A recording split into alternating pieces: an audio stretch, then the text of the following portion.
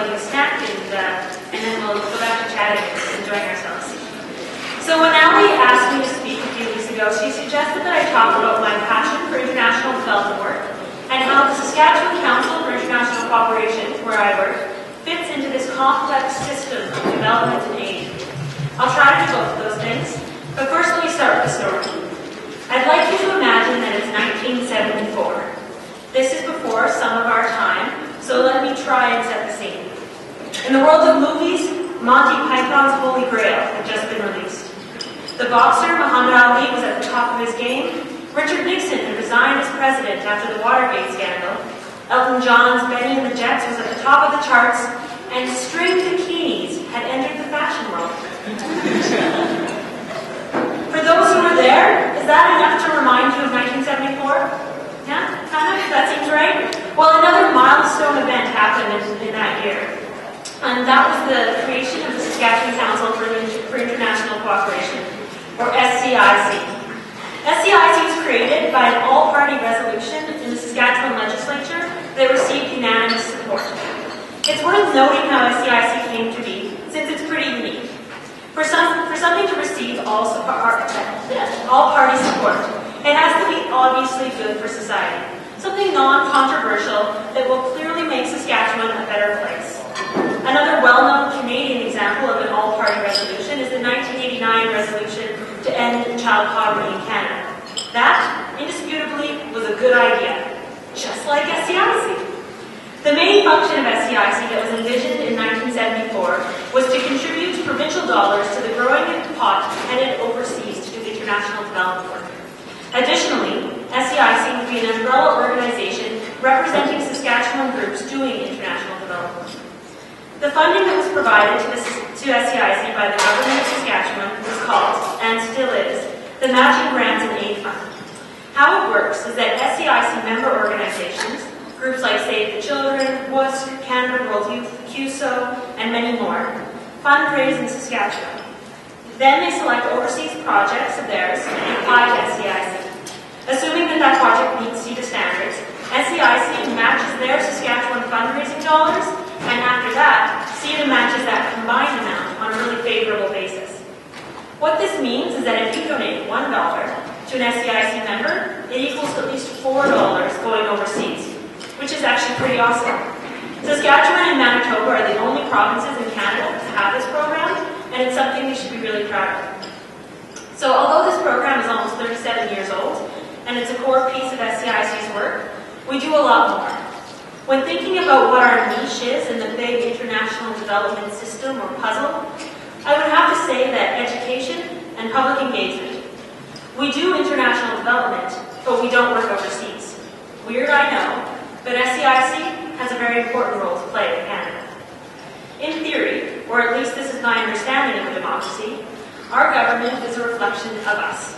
They make decisions that are important to us, they create laws that keep us safe, and they spend our tax dollars on things we value, like schools, hospitals, roads, fighter jets, and international development work. International development work. That last one's tricky. The Canadian International Development Agency, or CETA, is constantly in flux. More than the average federal department, CETA is governed by ideology. Since CETA is, or at least has been, the main vehicle for Canadian NGOs to receive overseas funding, shifts in countries of focus, changes in priority themes, and unpredictable call for proposal mechanisms can disrupt the already complex and challenging work being done by development organizations. So, SCIC's role. SCIC's job is to keep the plight of nearly 1 billion people without access to safe water at the fore of Saskatchewan people's minds. SCIC works in schools, universities, and other places of learning to remind people that even though women do 66% of the world's work, produce 50% of the world's food, they own only 1% of the world's property. We produce newsletters, calendars, and other publications to tell the stories of a world so lopsided that we've reached a marker where there are 925 million undernourished people in the world and 1.5 billion overweight and obese adults. It's not lack of food, it's a problem of distribution. SCIC tells these stories and teaches these lessons not to make people feel guilty, but instead to empower Saskatchewan people to get involved and make a difference. The current context of international development funding in Canada is changing, and it's tenuous. Organizations like Engineers Without Borders and others need the public to understand the issues and to demonstrate to government that they are important to voters. At the end of 2010, SCIC conducted a poll with the well-known polling company Angus Reid Vision Critical. And one of its most interesting findings was that out of a list of social issues, things like terrorism, the economy, the environment, etc., global poverty in terms of lack of access to water and food was rated number 1 in this province. 44% of Saskatchewan people claim this to be of great importance to them. So, Saskatchewan people care about global poverty, but it's a complicated issue, and so SCIC wants to help people think critically and engage in it in a meaningful way. So now I have a question. Out of curiosity, has anyone here heard of the term global citizenship? Anybody heard of global citizenship? Okay, I'm wondering if anybody would hazard giving me a definition. Maybe not. You all are dressed up. We're not really going to play school. Okay, I'll just tell you what I heard. So SCIC uses the term global citizenship a lot, so it's nice to test it and see if people actually know what we're talking about sometimes. So being a global citizen is an ethical disposition. It means that you're motivated by local interests, like communal fairness and love of your family, and global interests, a sense of universal equality, and a concern for fellow human beings, human rights, and human dignity. When translated into action, global citizenship entails responsibility to reduce international inequality, to refrain from action which compromises well-being, and to avoid contributing to environmental degradation. Essentially, we're all connected to people all over the world, and we need to remember this and be proactive in the decisions we make. One way we can all be global citizens and make a big change is through the food we eat.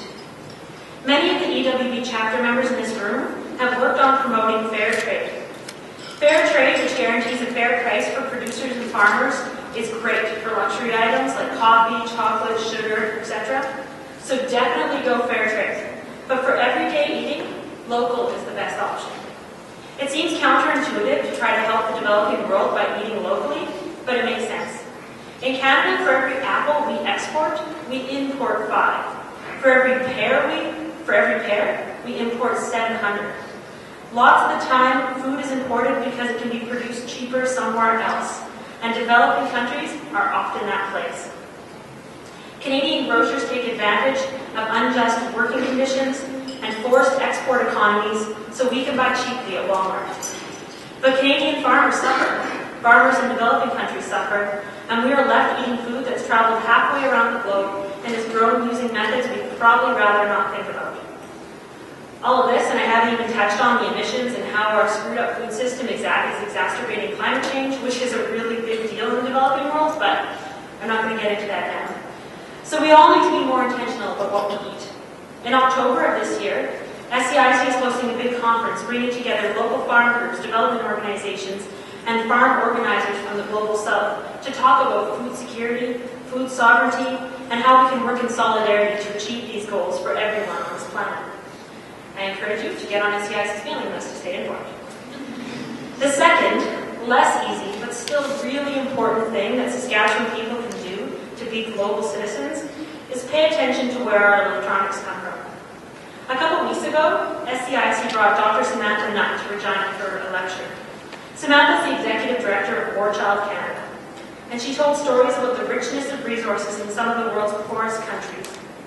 One resource that you might be familiar with is coltan.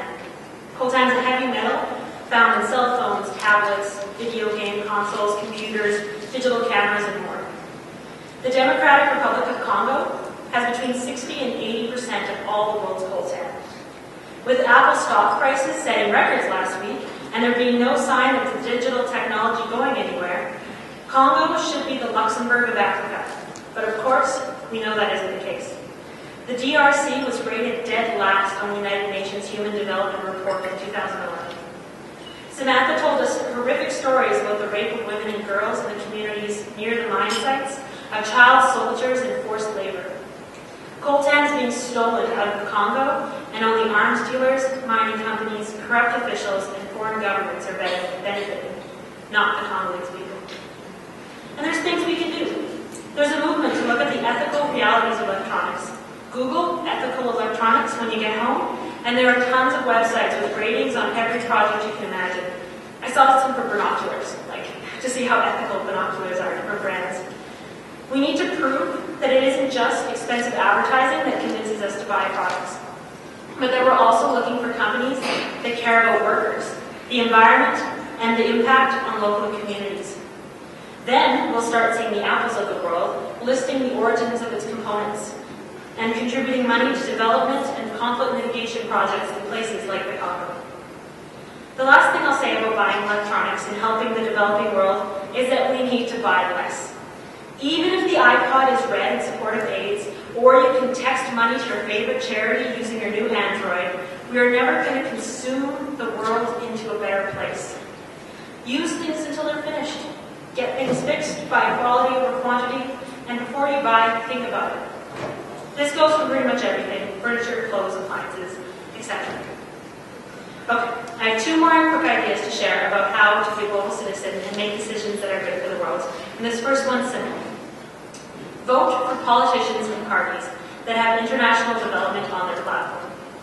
Generally, at election time, groups like EWB or Oxfam or Make Poverty History will come out with some questions to ask your local candidates. They also make great party platforms. They're making it really easy for us. There are lots of issues to consider when you're voting, so add global justice to your list and engage in the process. Finally, get involved with an international development organization. Or, if you're too busy, give them your money. Volunteering in Canada with a group can be really awesome. The 4 years I spent with Engineers Without Borders in Regina was really fun, and I learned a whole lot. Volunteering overseas can also be an option. Just make sure you know why you're going and are confident that the work you'll be doing is actually benefiting the community. Groups like CUSO and the Canadian Cooperative Association are always sending skilled Canadians abroad. So if you're interested, you can also contact SCIC if you have questions. We have lists of organizations taking volunteers. As for donating your money, as I said earlier, the reality for many groups doing progressive overseas and in Canada development is changing. CEDA funding is getting harder to come by for small and medium-sized groups, and the global recession has made access to foundation funding a challenge. This has meant that many organizations are looking for donations from individuals. So, donate. But do some research about who you're supporting. Look at their annual reports. Read their projects. Some NGOs can do a whole lot of good on a small amount of money. And you also want to make sure that the work matches up with your moral perspective on what development looks like. For a list of organizations that have signed onto a code of ethics, meaning the work they do empowers women, doesn't evangelize, promotes human rights, and more, check out SCIC's website and our members. Plus, a donation to one of our full members can be matched through the Matching Grants and Aid program. And speaking of worthy organizations, here's where I take a quick minute to applaud the work of EWB. This is an organization that pushes to do better, thinking deeper, digging for the root causes of problems in African communities. The students that get involved in EWB often have highly formed understandings of history and current context of governance in Ghana, or Watsan in Malawi, or agriculture in Burkina Faso, especially for engineering students. EWB visits people, and the thinking and decision-making on international development from places like CEDA or even other big NGOs could use a dose of EWB's realism and focus. In conclusion, the work that overseas development groups are doing is essential. It's changing lives, saving lives, but it can't be successful alone. Canadians, along with all other citizens of the developed world, have an obligation to look at how our lifestyles affect the livelihoods of nearly 1 billion people living in extreme poverty. Achieving development is going to require some give on our part, and I'm sure hope we're all up for it. Thanks to EWB for having me, and thanks so much for all your attention.